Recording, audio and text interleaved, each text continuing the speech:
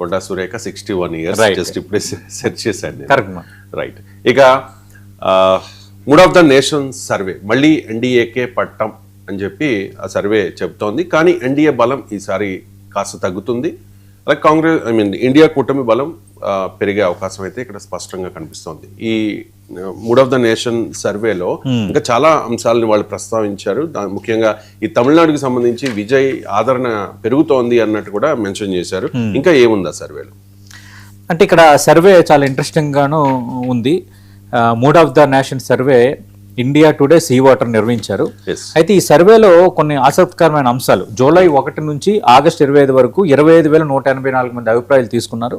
ఈ mood of the survey nation ఫలితాలు మనం ఇప్పుడు స్పెసిఫిక్గా చూస్తే ఎన్డీఏ మెజార్టీకి ఎలాంటి ముప్పు లేకపోయినా ఆ సర్వేతో పోలిస్తే ఈ కూటమి బలం గణనీయంగా తగ్గిందనేది ఇప్పుడు నిర్మార్క్ అవుతుంది. స్పెసిఫిక్గా చూస్తే ఇప్పటికిప్పుడు ఎన్నికలు జరిగితే ఎన్డీఏ సేఫ్ జోన్లోనే ఉంది. 326 సీట్లు. యాక్చువల్గా మ్యాజిక్ ఫిగర్ 272. అంటే మనం చూసుకున్నప్పుడు 28 ప్లస్ 26, 28 ప్లస్ 20 48, 48 6 54. అంటే సాధారణ మెజార్టీ అంటే మ్యాజిక్ ఫిగర్ కంటే 54 సీట్లు అదనంగా దక్కించుకునే స్థాయిలో ఎన్డీఏ ఉంది.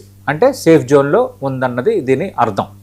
అయితే పూర్తిగా సేఫ్ జోన్లో ఉందా, ఇంకా 2 సంవత్సరాల 9-8 నెలలు ఇంకా ఉంది ఇక్కడ మూడోసారి వచ్చిన ఎన్డీఏ ప్రభుత్వానికి గడువు. ఇలాంటి పరిస్థితుల్లో ఇప్పుడు mood of the nation survey జరపటం అనేది ఇప్పుడు ఎన్డీఏకి వచ్చిన ఈ పాజిటివ్ రిజల్ట్ అనేది మరి అప్పటి వరకు ఉంటుందా లేదనేది చూడాలి. కానీ ఈ మధ్య కాలంలోనే ఎన్డీఏపై కొంత ప్రతికూలత పెరిగింది. ఆర్థిక మాంద్యము, ఉద్యోగాల కల్పన, తర్వాత సీజేపీ ఆందోళనలు, తర్వాత విద్యా వ్యవస్థ పరీక్షల నిర్వహణ, వీటితో కొంత వ్యతిరేకత పెరిగింది. కానీ ఇలాంటి పరిస్థితుల్లో కూడా ఎన్డీఏ 366 సీట్లు నిలబెట్టుకుంది అన్నది ఈ సర్వేలో తేవటం అనేది రియల్లీ అది గుడ్ మూవ్ గానే మనం చెప్పాలి. ఏంటంటే ఎన్డీఏకి 45.1% సీట్లు వస్తాయి. ఇందులో బీజేపీకి 261 సీట్లు. అంటే 2024లో బీజేపీకి 240 వచ్చాయి. 2024 కంటే ఇప్పుడు ఇండివిజువల్ గానీ బీజేపీకి మరో 21 సీట్లు పెరుగుతున్నాయి. మిత్రపక్షాలకు మరో 65 స్థానాలు అదనంగా లభిస్తాయని ఇక్కడ చెప్పారు.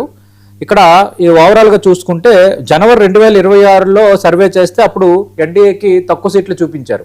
కానీ ఇప్పుడు ఎక్కువ సీట్లు అన్నది అంటే అప్పుడు ఎక్కువ సీట్లు యాక్చువల్గా 352 2026 జనవరికి.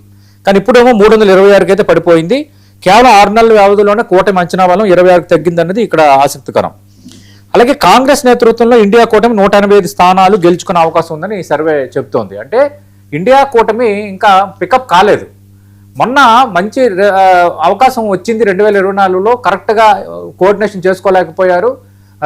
రాహుల్ గాంధీ స్వీయ తప్పిదాల వల్ల చేతులు కాల్చుకున్నామని ఇప్పటికీ కాంగ్రెస్ పార్టీ నేతలు చాలా మంది చెప్తున్నారు, ఇండియా కూటమి నేతలు చెప్తున్నారు.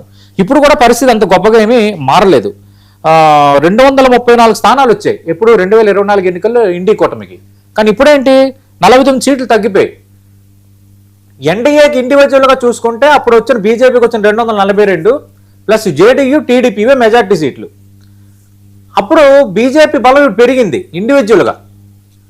ఇక్కడ ఇండియా కూటమికి 234 వచ్చాయి 2024 ఎన్నికలు ఇండియా కూటమి మొత్తం కలిపి.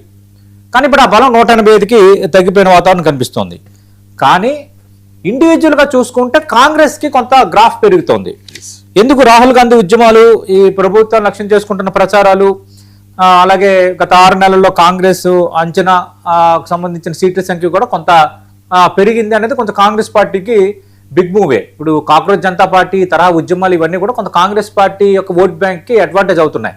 ఎందుకు? సీజేపీ లాంటి మేము రాజకీయ పార్టీకి రామన్నాం కాబట్టి కాంగ్రెస్ పార్టీ మేజర్ అడ్వాంటేజ్ తీసుకునే పార్టీగా అక్కడ మనకి కనిపిస్తోంది. ఇది ఇంట్రెస్టింగ్గా ఒకటి మనకి ఉంది. ఇక ఇంకో కీలకమైన అంశం మనం మాట్లాడుకోవాల్సింది ఏంటంటే ప్రధానిగా నరేంద్ర మోడీ ఇమేజ్.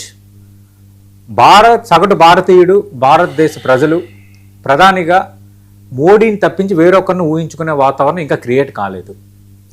వ్యతిరేకత పెరుగుతోంది ఎన్డీఏ ప్రభుత్వం పైన, వ్యతిరేకత పెరుగుతోంది ఎన్డీఏ ప్రభుత్వం తీసుకుంటున్న నిర్ణయాలపైన, వ్యతిరేకత పెరుగుతోంది భారతీయ జనతా పార్టీ కొన్ని విషయాల్లో వ్యవహరిస్తున్న తీరు పట్ల, వ్యతిరేకత పెరుగుతోంది నిరుద్యోగం పెరగటం వల్ల, వ్యతిరేకత పెరుగుతోంది విద్యా వ్యవస్థలో సమూల మార్పులు తేకపోవటం వల్ల, పరీక్షల నిర్వహణలో లోపాల వల్ల. కానీ ఇండివిజువల్గా ప్రధాని మీద వ్యతిరేకత లేదు. మళ్ళీ ప్రధానిగా మళ్ళీ నరేంద్ర మోదీయే 48% మోదీకి మద్దతు తెలుపుతున్నారు.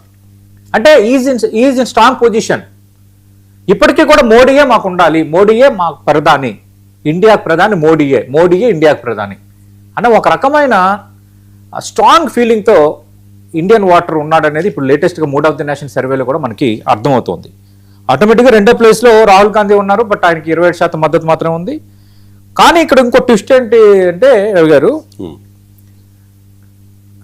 పార్టీ పెట్టిన వెంటనే అధికారంలోకి వచ్చిన విజయ్ తమిళనాడు ముఖ్యమంత్రి, అతను ప్రధాన అభ్యర్థిగా మీరు ఎవరిని కావాలనుకుంటున్నారు, ఎవరిని చూస్తున్నారని 3వ స్థానంలో రావడం అనేది రియల్లీ విజయ్కి హ్యాట్స్ ఆఫ్ అని చెప్పాలి. అంటే విజయ్ ఇంపాక్ట్, విజయం ఇంపాక్ట్, విజయం తీసుకొచ్చిన డైమెన్షన్, విజయం తీసుకొచ్చిన డైనమిక్స్, విజయం తీసుకొచ్చిన ఫినామినాస్ అంతగా జనంలోకి ఇన్సెట్ అయిపోయాయి. అంటే ఎందుకంటే ఆయన పార్టీలకు భిన్నంగా, ద్రవిడ పాలిటిక్స్ భిన్నంగా వచ్చాడు, మిగతా రాజకీయ పార్టీలు పాలనలకు భిన్నంగా వెళ్తున్నాడు. అంటే ఆ భిన్నత్వం ఏదైతే ఉందో, ఆ డిఫరెన్స్ ఏదైతే ఉందో దానిని ప్రజలు తీసుకుంటున్నారు బలంగా, దానిని ప్రజలు ఇష్టపడుతున్నారు అన్నదానికే విజయ్ని ఇప్పుడు 9% మంది ఆయన కూడా ప్రధానంగా చూడాలనుకుంటున్నామని మద్దతు తెలిపారంటే ఇట్స్ రియల్లీ రేపొద్దున విజయ్ ఇంపాక్ట్ భారత పాలిటిక్స్ లో, ఇండియన్ పాలిటిక్స్ లో ఖచ్చితంగా కొంత ఇంపాక్టబుల్ గా ఉండబోతున్నాడు అనేది it's a clear cut indication.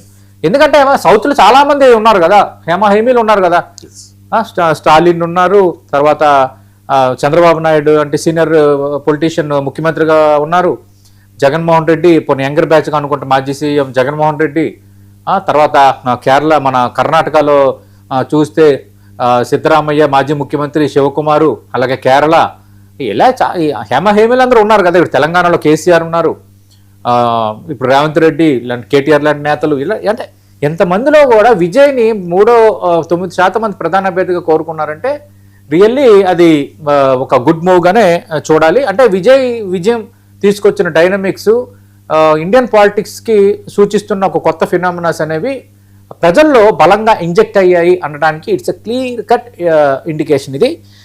ఇది మాత్రం మనం ఒక ప్లస్ గా చూడాలి. అంటే ఎన్డీఏ సేఫ్ జోన్ లో ఉంది, ప్రధానిని ఇప్పటికీ ప్రధాన అభ్యర్థిగా అతన్ని కోరుకుంటున్నారు. But at the same time కొంత బలాలు కొన్ని చోట్ల తగ్గుతున్నాయి అనేది ఆసక్తికరం. అయితే ఈ మూడ్ ఆఫ్ ద నేషన్ పై సర్వే నేను ముగించే ముందు మరో ఇంట్రెస్టింగ్ అంశాన్ని నేను చెప్పబోతున్నాను. అదేంటంటే త్వరలో 7 రాష్ట్రాల ఎన్నికలు జరగబోతున్నాయి.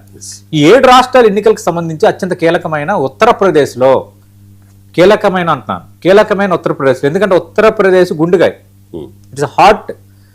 80 లోక్సభ స్థానాలు ఉన్న ఉత్తరప్రదేశ్, 400కు పైగా అసెంబ్లీ స్థానాలు ఉన్న ఉత్తరప్రదేశ్లో ఎన్డీఏ బలం తగ్గుతోంది. అది చాలా కీలకమైన పాయింట్. అంటే రేపు పొద్దున్న 7 స్టేట్స్ ఎలక్షన్స్లో యూపీలో కనుక భారతీయ జనతా పార్టీ పట్టు కోల్పోతే ఓవరాల్గా ఇండియాపై కూడా పట్టుకోల్పోయే ప్రమాదం ఉంది. మరి బీజేపీ దీన్ని ఎట్లా ఫేస్ చేయబోతుందో ఆసక్తికరం. మూడ్ ఆఫ్ ది నేషన్ నేను కొంత ఎందుకు తెలిసి యాక్సెప్ట్ చేస్తున్నాను, యూపీలో ఎన్డీఏ బలం తగ్గుతుందని ఈ మధ్య కాలంలో చాలా మంది మాట్లాడుతున్నారు, సర్వేలు వస్తున్నాయి. అలాగే ప్రధానంగా వాళ్ళందరూ క్లియర్ కట్గా చెప్తున్నారు. ఇలాంటి పరిస్థితుల్లో మూడ్ ఆఫ్ ద నేషన్ సర్వేలో కూడా యూపీలో బీజేపీ బలం తగ్గుతుందన్న ఇండికేషన్ అనేది it's alarming to Bharatiya Janata party. మరి భారతీయ జనతా పార్టీ ఎట్లా దీన్ని సెట్ చేసుకుంటుంది అనేది మనం చూడాలి. ఇప్పుడు ఒక బ్రేక్ ఇద్దాం. రైట్, చిన్న బ్రేక్ తీసుకుందాం. బ్రేక్ తర్వాత నేపాల్లో పరిస్థితి ఏ రకంగా ఉంది, నేపాల్కు మరో ముప్పు అంటూ ఉన్నారు, భారత్ కూడా ముప్పు పొంచి ఉంది చైనా వల్లనే అంటూ ఉన్నారు. వాటి గురించి మాట్లాడదాం చిన్న బ్రేక్ తర్వాత. స్టేట్